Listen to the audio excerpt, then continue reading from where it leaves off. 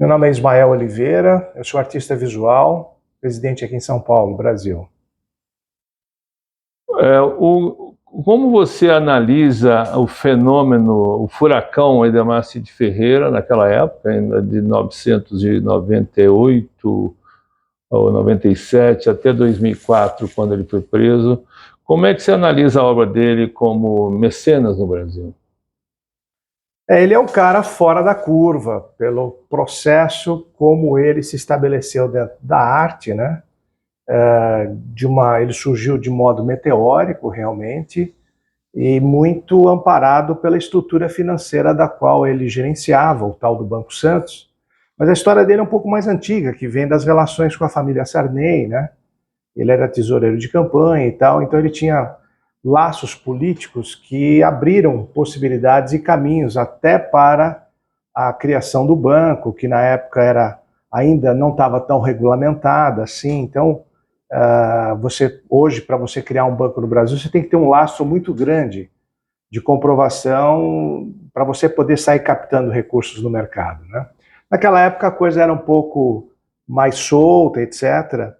E eu acho surpreendente a maneira como ele, de um modo tão rápido, tão intenso, em termos de volume de verba e de extensão e repercussão, de como ele produziu, colocou de pé todo aquele arsenal de arte, não só nas mostras de arte brasileira, como o Brasil Mais 500, que foi foi um divisor de águas na história da arte do Brasil, né?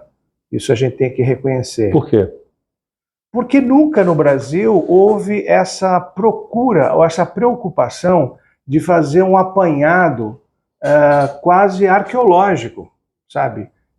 E juntar tudo para tentar criar uma ideia de identidade nacional. Quer dizer, a identidade nacional por meio da arte, por meio da cultura, nunca antes tinha sido feito, exceção a alguns ensaios, alguns estudos de defesa de mestrado, de tese, doutorado, mas muito esparçada, quer dizer, sem uma repercussão real, com as obras organizadas em diferentes cenários, em diferentes segmentos, né, desde a arte primitiva, da arte rupestre, até a arte contemporânea. Quer dizer, isso criou uma repercussão, até pela coincidência das datas, né?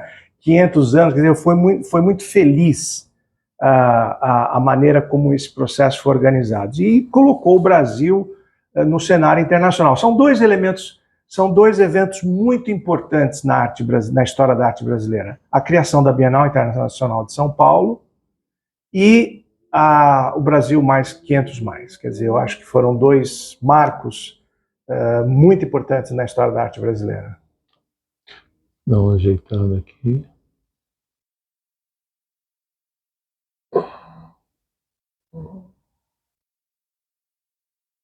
Por que deu tudo errado? Aí são outros fatores. Bom, primeiro porque as coisas em geral têm uma tendência a maior entropia, ou seja, tudo no mundo tem uma tendência a dar errado. As coisas que dão certo são exceções, né? E assim mesmo dão certo durante um período X de tempo, né?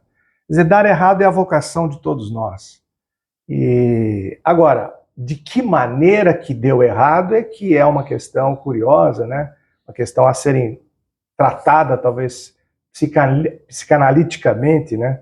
Essa compulsão à corrupção, ao caminho errado, não precisaria ter tomado esse caminho.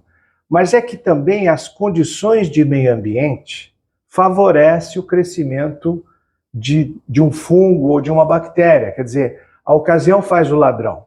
Então, o Brasil sempre teve a ideia do crime do colarinho branco, quer dizer, a ideia da lavagem de dinheiro. Isso está na história da nossa evolução como país, sabe? As pessoas que estão ligadas ao poder econômico, elas sempre se viram acima do bem e do mal, sempre se viram acima das garras da justiça, né? E mesmo quando são pegas, depois tem todo um favorecimento, tem toda uma questão que as beneficia. E os grandes prejudicados são as vítimas e o país. Quem é vítima de um golpe no Brasil é que é o prejudicado. Quer dizer, a pessoa que cria uma condição, quer dizer, então o país favorece, o país tem uma condição de elitização, de favorecimento das elites, que favorece esse tipo da carteirada, sabe, de passar por cima das regras. E quando são pegos, eles dão um jeito de se livrar, e aqueles que acabam sendo prejudicados, porque, veja, quando você pega um cara como esse, você desmonta um castelo. E todas as pessoas que estão trabalhando naquele castelo, que não têm culpa nenhuma, não têm nenhuma responsabilidade sobre aquilo, são vitimizados. Por exemplo, o caso do Edemar é um exemplo clássico que, recentemente, na história do país, nós tivemos também uma coisa chamada Operação Lava Jato, e que, tudo bem, a corrupção você tem que ser tratada, tem que ser condenada, porém, se tenta a cura de maneira errada, ou seja, você joga a criança com a água suja fora. Então você quebrou um monte de empresas no país sob a alegação de estar fazendo justiça, que é uma questão só de espetáculo dos paladinos da justiça, entende? E ao invés de fazer uma condenação no bolso do cara que fez o dolo, né, o crime, não, você destrói tudo. Então, por exemplo, no caso do Banco Santos, o Banco Santos foi perseguido por um problema político com o Sarney, por uma divergência política lá de Brasília. E o Banco Santos pegou um efeito colateral disso. Eu não acho. Quer dizer, o Banco Santos estava alavancado porque as leis de legislação financeira no Brasil assim o permitiam. Daí resolveram fazer uma caça às bruxas. Então aqui no Brasil, de repente, por uma questão de mudança de vento político, um cara, ele vira bode expiatório. E aí vão em cima do cara. E quando você vai em cima do cara por uma questão política, ideológica, que novos agentes financeiros, tipo o BTG, estão surgindo ali, fala, vamos pegar o cara. Daí quando pega o cara, destrói a instituição e gera um dano enorme para o país. Quer dizer, isso poderia ter sido feito um TAC, um acordo muito ali, mais low profile, sem criar grandes repercussões, porque quando você cria a repercussão de um banco, você quebra o banco. Quer dizer, então o sistema judicial brasileiro é que quebrou o Banco Santos, não foi propriamente o Edemar. Que ele possa ter desviado dinheiro, isso se resolve de outras maneiras, mas não da maneira como foi feito. Esse é o meu pensamento. Uma espetacularização do evento, né? Não, mas é uma maneira que é uma coisa também que tem a ver com a nossa tradição católica, sabe? Que é uma coisa de não ir direto à origem do problema e cria um cenário de meia-culpa, de carregar a cruz, sabe? De criar uma espetacularização do problema sem fazer o reparo. Era muito simples, era só fazer o reparo, né? Então, eu acho que ele foi também vítima. Agora, ele se aproveitou de uma situação que o país permitia, que as regras financeiras permitiam, e de repente ele virou bode expiatório por intriga política. Eu acho isso. Agora, o cara fez uma coisa, quer dizer, com o dinheiro que desviou, tá certo, Brasil Connect, comprava essas obras lá na Sotheby e tal, tudo vindo de dinheiros de paraíso fiscal. Da Miramar, tem umas empresas assim que ele criou com a mãe e tal, que era tudo offshore. Agora, essa coisa do offshore não é uma invenção brasileira, é uma invenção americana. Então, laundry money é uma invenção que surge desde quando foi criado o banco. Quer dizer, talvez os judeus, não sei, quer dizer, isso é uma coisa antiga, né, de como o dinheiro passa de mão em mão sem ter sido registrado, né, nos livros, né? Então essa é uma questão que é muito antiga e tal, e as condições de regulação do mercado é que permite isso. Por exemplo, a maior lavagem de dinheiro que existiu no planeta Terra foi a crise do mortgage americano, foi 2008, né? Então aquilo foi uma coisa louca que depois foram bater lá no bailout, lá no Tesouro Americano, que teve que fazer um cheque de $1 trilhão para cobrir a farra de meia dúzia de banqueiros que alavancaram o sistema imobiliário americano. as condições de desregulamentação do mercado americano permitiram isso. E pegaram um bode expiatório, o Lehman Brothers. É a mesma coisa. Então, o Edemar está para Lehman Brothers da mesma maneira, tem uma equivalência aí. Interessante, muito legal. É uma questão curiosa essa. Quer dizer, por que no Brasil o sucesso, sobretudo financeiro, é criminalizado, né? Bom, de um lado você tem um gap social violentíssimo, fruto do descaso histórico das elites que deram uma banana para quem o serviu desde o processo colonizatório. Quer dizer, o Brasil teve um dos piores tipos de colonização, que é a colonização extrativista. Então você tem uma elite vampira que extrai recursos, inclusive recursos de mão de obra, às custas do lombo dessa mão de obra, e não repõe. Quer dizer, é um extrativismo depredatório. Você extrai e não repõe. Você tem um trabalhador, você extrai a mão de obra, a mais-valia dele, e não alimenta ele, não cuida da saúde dele, né? Então, o Brasil foi um dos últimos países do bloco ocidental a resolver o problema da escravidão, né? E isso tem repercussões até hoje.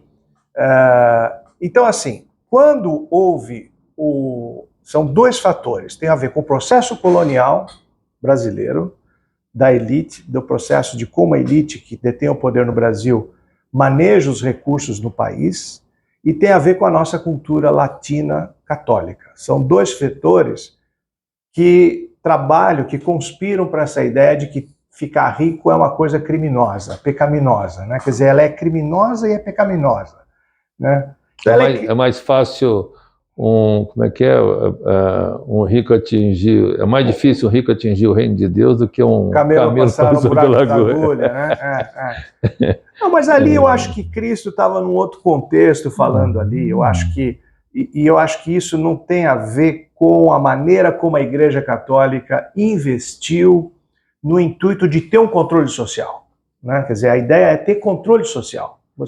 Assim como, por exemplo, hoje, de uma maneira inversa, que é o outro lado da moeda, até com essa coisa de amor e ódio são duas potências da mesma coisa, né? Quer dizer, são duas faces da mesma coisa. Então, o protestantismo e o catolicismo, eles versam da mesma maneira no intuito de ter um controle social. Só que a Igreja Católica achou por bem que deixar o povo na pobreza, que a pobreza é um voto que aproxima o cidadão de Deus, e castidade. E o protestante acha que não, que a riqueza e a exaltação do ego é aquilo que o aproxima de Deus, e ela recolhe o dízimo e fica rica pra caramba, com todos os desvios e distúrbios disso. Quer dizer, no fundo tem a ver essa questão do dinheiro, da negação ou da paixão pelo dinheiro, né? Quer dizer, in God we trust, está em toda nota de dólar. Quer dizer, coisa louca isso. Quer dizer, então, são duas culturas que têm seus lados interessantes, tanto que o franciscanismo é uma corrente interessante dentro da Igreja Católica, que não tem igual em outras religiões, né? E você tem um lado da Igreja Protestante que é muito ruim nesse sentido, né? Então, essa coisa no Brasil especificamente, de você... Ups. Tudo bem. Peraí. Caiu aqui. É interessante isso que está falando, né? Porque você foi criado católico também, não? Nos dois, cara. Eu fui criado na Igreja Católica, aos 15, 14 anos eu comecei a frequentar a Igreja Protestante, que eu fiz primeira comunhão, achava aquilo uma presepada, uma bobagem. A gente tinha um grupinho lá do catecismo, e a gente só pensava em sacanagem. Então a gente ferrava o padre, né? A gente sacanagem certa, cuidar do solo, depois regar essa planta e fazer e deixar um legado para que aquilo dê muitos frutos. Ele fez de uma maneira meteórica, comprou coisas de maneira estranha e juntou tudo aquilo num ego trip do cara, sabe? Mas ele, da definição do termo, você não considera ele um mecenas? Não, porque o mecenas é um cara que trabalha no intuito de, vamos dizer, de prover um moto contínuo de desenvolvimento cultural de alguma coisa, né? Não, ele fez uma coisa para uma vaidade dele, mas fez uma coisa interessantíssima, que são tão raras no Brasil, que o que ele fez se destaca, né? Mas não sei, eu acho que, por exemplo, o Gilberto Chateaubriand, o Figueiredo Ferraz aqui em Ribeirão Preto, eu acho que são caras mais mecenas que ele, de uma maneira mais modesta em termos financeiros. E mecenas não tem a ver também com o aporte de capital, com a quantidade de dinheiro investido. Tem a ver com a ética, com a maneira desinteressada com que esse cara desenvolveu um jardim de cultura, sabe? Eu não vi nele, assim, uma perspectiva tão jardineira. Isso não é demérito. Cada um desenvolve da maneira que quer. Tem colecionadores, tem grandes colecionadores que compram milhões de obras de arte e estão todas encarceradas em portos livres lá na Suíça, que agora está sendo objeto de investigação. E essas obras estão dentro de caixa. O que é isso? Isso é mecenas?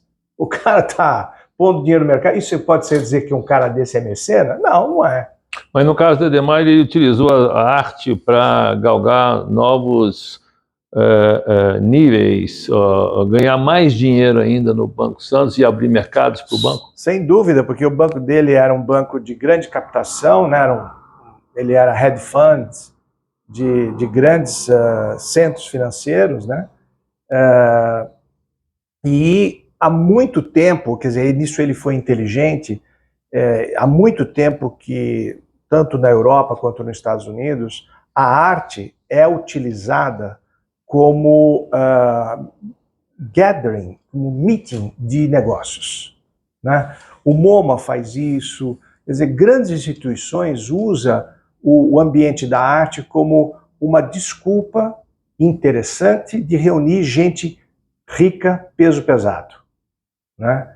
E, by the way, negócios surgem, né? Quer dizer, a ideia, isso é antigo, quer dizer, talvez surja lá na ideia, nas experiências do Golf Club, e essa coisa de você ter um lugar privativo para tomar um uísque e tal, sob a desculpa de que você está fazendo esporte, ou sob a desculpa que você está indo lá comprar uns trabalhos de arte, mas na verdade você tem interesse em se relacionar com fulano e ciclano e chamar esse cara diretamente, fazer um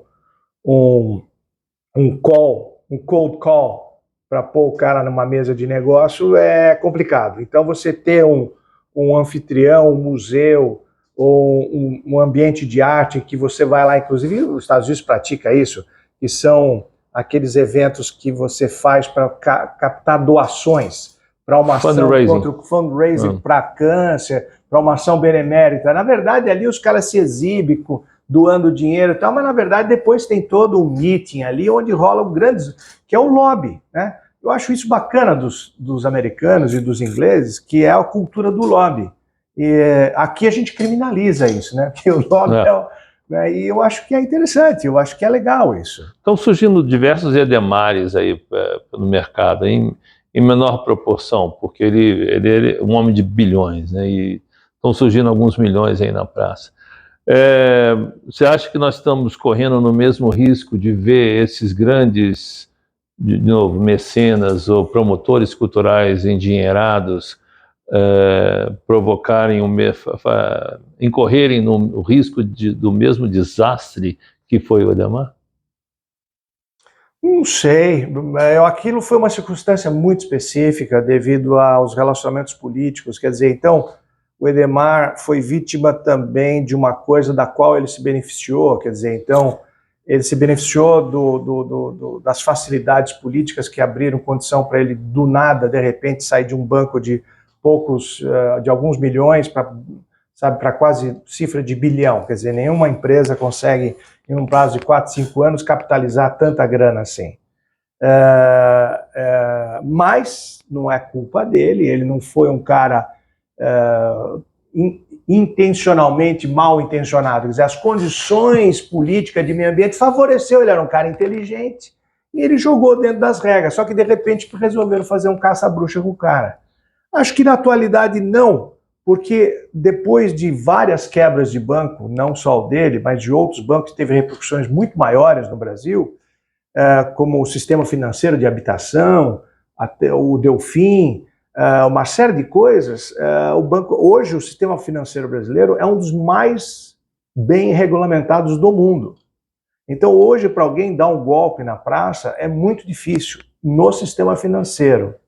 E a maior parte dos colecionadores de arte estão ligados ao sistema financeiro, ou estão circulando, gravitando, ainda que sejam empresários, são grandes aplicadores, manejam recursos altos, porque hoje o mercado derivativo é o que é a mola propulsora, né? Que o mundo virou um grande gamble, né?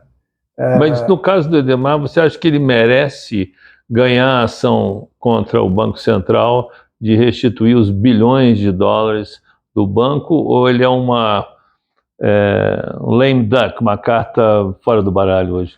Putz, eu não sei, precisaria entrar nos meandros, eu precisaria estudar a fundo a questão jurídica, não é inclusive a minha especialidade. Mas ele diz exatamente isso, ele foi vítima de uma corrida bancária, nenhum isso banco é o que ele fez argumenta, entendeu? Assim, quer dizer, na verdade, assim, um cara, mesmo que as condições de ambiente estejam desregulamentadas e meio que permite você fazer aquilo, eticamente não é recomendável fazer aquilo. Você abre um flanco para depois você ser pego. Quer dizer, se ele foi pego, é porque ele sabia que ele estava surfando por atalhos. Ele estava cortando caminhos. E depois isso foi cobrado. Agora, ele foi cobrado porque ele caiu no sorteio da caça bruxa. Aqui a gente está aqui no Brasil, a gente tem esse sorteio de caças bruxas, tem sempre a bola da vez. É né? verdade. Agora, se ele merece indenização por isso, não sei. Ele acha que sim.